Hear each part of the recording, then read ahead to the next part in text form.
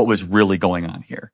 That this was a manifestation of a spiritual struggle. Yeah. It's foundational. Well, yes. The postmodernists made that claim, and so did the Marxists. Yes. It's like, no, we're going all the way to the bottom and uprooting everything. They want to go back to what happened in the garden. Did God really say that?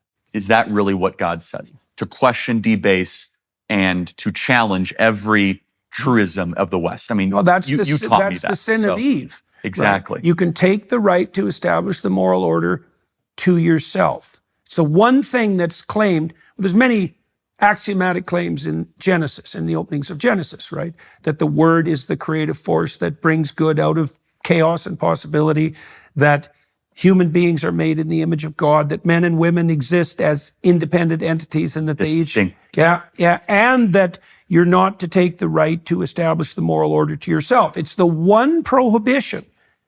And I think biologically, it's something like fundamentally you have to adapt yourself to the realities of the world, right? You don't have the wherewithal.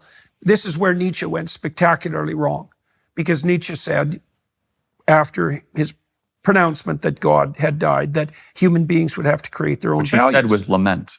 He did. Which people must remember. But then he felt that creating our own values was the pathway out, and it's not.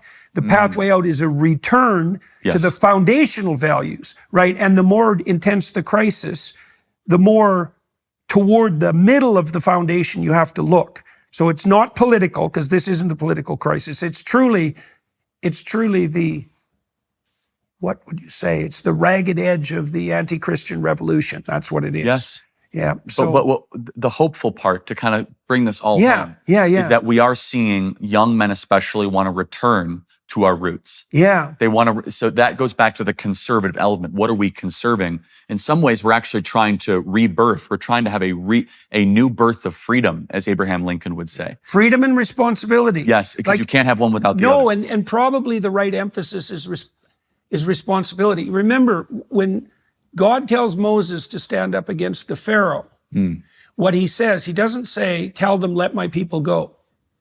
That's what the civil rights crusaders focused on. That isn't what he said. He said, let my people go so they may worship me in the wilderness. So it's ordered freedom. Yes. And ordered freedom is voluntary responsibility. And you see what you're seeing, and then let's close with this, because I want your insights into this. What you're seeing when those working class men are coming to your talks, and they've become more and more popular, as you said, as you've advertised them, is they're looking for, it seems, they're looking for responsible direction. Correct. Okay, so now tell me how you've had to modify the manner in which you're conducting these debates, let's say, because for a while you would have been testing yourself to see if you could hold your own, and that's kind of an intellectual battle. Shapiro did it very much the same thing. He deserves a lot of credit for that. Yes, correct. Right? It's too bad Milo fell off the edge of the world, but he had a pretty rough go of it. He had a lot of talent, though. He did, and a lot of trauma, a lot. So, okay, so first of all, it's combat, and you're trying to develop yourself, and then you're doing that quite successfully and educating yourself along the way. But then you see this shift. Yeah. So what sort of shift has there been in your self-conceptualization and your understanding of your mission and the way that you conduct yourself? Like, you see you're being called upon to be a leader, let's say, that's not merely political. That's why my understanding of it. Correct. It's an enormous responsibility. Enormous. I mean, when I show up to college campus after college campus, mind you, during the day, they have got a million other things they could be doing. This is 12 p.m. lunchtime, and 4,000 people are waiting for me to go debate. And what are they on? They're on the campus grounds? Where? Yeah, sometimes amphitheaters. They're in trees. They're everywhere. I mean, you could see these images. We can supply them to you if you want to. Yeah, we do that. You could superimpose them over this discussion. Yeah, let's do that. Yeah. And I'm not making this up. I'm not exaggerating. I mean, they're as far as the eye can see, these crowds are there. And part of it, we must be honest, is they want to see a good verbal combat because they don't get it at the university. You see, right. They're not. There's something that's partly likely part of the pathological feminization. Yes, without no competition. But you think about it. What I am doing is hyper masculine, which is no rules except, hey, we're just going to go basically figure this out. This is the closest thing to a verbal street fight that one can have. Right. Anyone can show up to the mic, prove me wrong. I have no notes. I have no AI. I have nothing. Tell me why you're correct. For 3 hours, I will sit there and everyone will watch. It's a gladiatorial match for the best ideas of the West. Right. And there's something there that is remarkably alluring. But for me, I also need to balance, as Christ would say, being as much truth, which of course I'm inclined towards, as love. So a lot of these kids are struggling. Oh yeah, that's mic. for sure. Well, And even that guy that you just talked to, and maybe we'll throw this. No, so he was radically anti-Semitic, but also he said he had served. He looked to me like someone who'd been very, very hurt. Yes. He's fallen to this sort of snake pit of conspiratorial theories.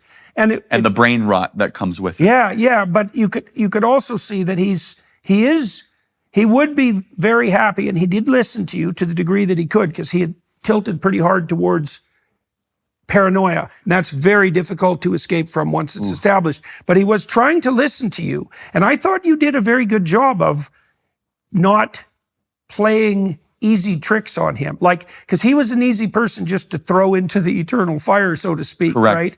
But there was part of him that was trying to find the way. Yes. Yeah. And that's 5 years ago, I probably would have just thrown him to the wolves. Right. So now I look at myself as a father of 2 kids, 31 years old. So I'm no longer a colleague of these college kids. I'm not quite a professor, but I have a little bit more wisdom, a little bit more life experience. So I'm trying to be more tender when I see someone that is not overly aggressive. Now, if someone comes and they say, you're the worst person ever, they start insulting me, I'll kind of meet them at their own frequency to try to just make an example out of them. However, that one guy, I could see that's a very deeply hurt individual. Very, yeah. And so is that a type of guy that I want to just make fun of? I tried to say, hey, can I have a loving conversation with this person? And it's tough, man. It's tough because those are unloving ideas that he was espousing. Oh yeah, definitely. Well, that's that issue of trying to love your enemy. Okay, so maybe we'll close with this, a little investigation into what that means. So, in the Gospels, when Christ is telling people how to conduct themselves and also how to pray, he basically says, well, first aim up. Remember your goal. And your goal is to serve what's highest in all ways, mind, body, and soul. Okay, well, that's a good piece of advice. It's like, why wouldn't you begin an endeavor with that vow? If this is worth doing, it's worth doing perfectly and throwing myself completely into it. Okay, so in the next part of that is to remember that everybody's made in God's image. Okay, so that reminds you who you're talking to, no matter who it is. That's right. Someone potentially redeemable. And then to pay attention to the moment, because then you can see your pathway forward. Okay, and so that along with this injunction to love your enemy. Okay, so what would that mean? Well, if you were sensible and you thought about things in the frame we just established, what you'd hope is that, what you'd notice is that you probably don't want an enemy. Enemies are costly. Yes. And one person who decides to go out of their way to make your life miserable because you treated them badly, that might be it for you, right? So try not to make enemies. That's well said. And then the next issue is, well, would you rather have an enemy or a friend or an ally? And maybe if you conducted yourself impeccably, you could turn someone like that guy, for example, into an ally, because